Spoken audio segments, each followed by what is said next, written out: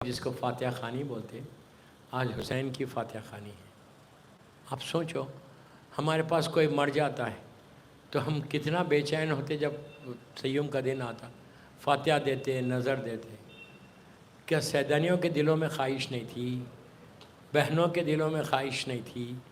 بیٹے کے دل میں باپ کا کرنے کا، ماں کے دل میں بچوں کا نہیں؟ آپ سوچو کہ کیا وقت آ گیا تھا۔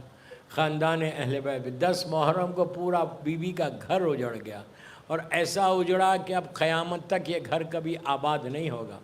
اس کے بعد آخری لمحات میں میرے مولا حسین پر وہ ظلم ہوا کہ تیروں کی بارش ہو رہی تھی۔ میں بڑی آسانی سے پڑھ رہا، نیزے چل رہے تھے، لیکن ان ساری چیزوں میں حسین جب گھوڑے سے زمین پر آئے تو ماں کو آواز دی کہ اب ماں میری مدد کو آئیے۔ اس وقت بی بی کی آواز میدان کربلا میں کہ میرے لال ماں کربلا کے میدان میں ہے۔ ماں دیکھتی رہی، حسین کے سوکھے گلے پہ خنجر چل گیا۔ عزیزو، شہزادی تلے زینبیہ تک پہنچی۔ اللہ ہم کو زیارت نصیب کرے۔ جب ظاہر جاتا ہے تلے زینبیہ تو اس منزل کو دیکھتا ہے کہ یہی وہ جگہ ہے جہاں سے آخری مرتبہ زینب نے اپنے بھائی کو دیکھا، ذبح ہوتے ہوئے دیکھا۔ بار بار ایک جملہ کہتی تھی کہ ہائے میرے بھائی کو چھوڑ دو، میرا بھائی بے قصور ہے۔ عزیزو، امام نے خیمے میں جانے کا اشارہ کیا۔ بی بی خیمے میں آئیں، لیکن زمین کو زلزلہ ہونے لگا، سیاہ آندھیاں چلنے لگی۔ شہزادی زینب نے چوتھے امام سے کہا کہ بیٹا یہ کیا حالات ہیں؟ امام نے کہا پھوپھی اماں خیمے کا پردہ ہٹائیے۔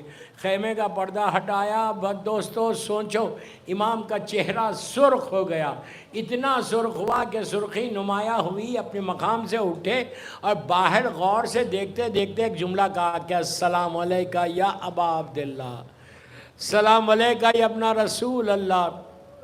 جب یہ کہا تو بی بی نے پوچھا بیٹا کس کو سلام کر رہے؟ امام نے یہ نہیں کہا کہ میرا بابا شہید ہو گیا، امام نے کہا پھوپھی اماں میں یتیم ہو گیا، ہائے میرا بابا چلا گیا۔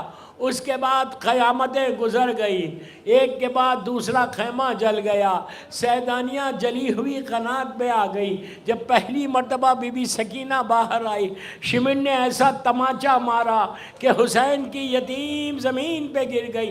بس ایک روایت پڑھ کے میں زحمت کو تمام کر رہا۔ بس دوستو، واقعہ کربلا کے کچھ عرصے کے بعد، اسی پہ 1 منٹ یا 2 منٹ میں، واقعہ کربلا کے کچھ عرصے کے بعد یہاں مقام نینوا کے لوگ مدینہ آئے تھے۔ آ کر انہوں نے چوتھے امام سے گفتگو کی۔ دوران گفتگو ایک سوال کیا، کہا کہ مولا ہم کو ایک روایت ملی ہے کہ شام غریبہ میں ایک بی بی تھی کہ جو مقتل میں آپ کے بابا کے لاشے پہ رو رہی تھی، کبھی نہر پہ آپ کے چچا کے لاشے پہ نظر آئی، کیا یہ بی بی جلی ہوئی قنات میں سے آئی تھی؟ امام رونے لگے۔ امام نے کہا نہ جلی ہوئی قنات میں سے نہیں تھی، یہ میری دادی فاطمہ تھی جو کبھی بابا کے لاشے پہ، کبھی میرے چچا کے لاشے پہ فریاد کر رہی تھی کہ پروردگار میرا گھر اجڑ گیا، میرے بچے ذبح کر دیے گئے۔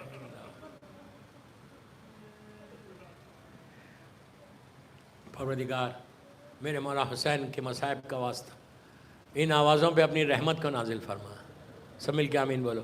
پروردگار ہماری یہ مجلس میری مظلوم بی بی کی بارگاہ میں قبول ہو جائے، یہ مجلس ہم سب کے لیے بخشش کا سہارا بن جائے، ہمارے گناہ کبیرہ صغیرہ کو معاف کر دے، ہم میں جو پریشان حال ہیں ان کے پریشانیوں کو دور کر دے۔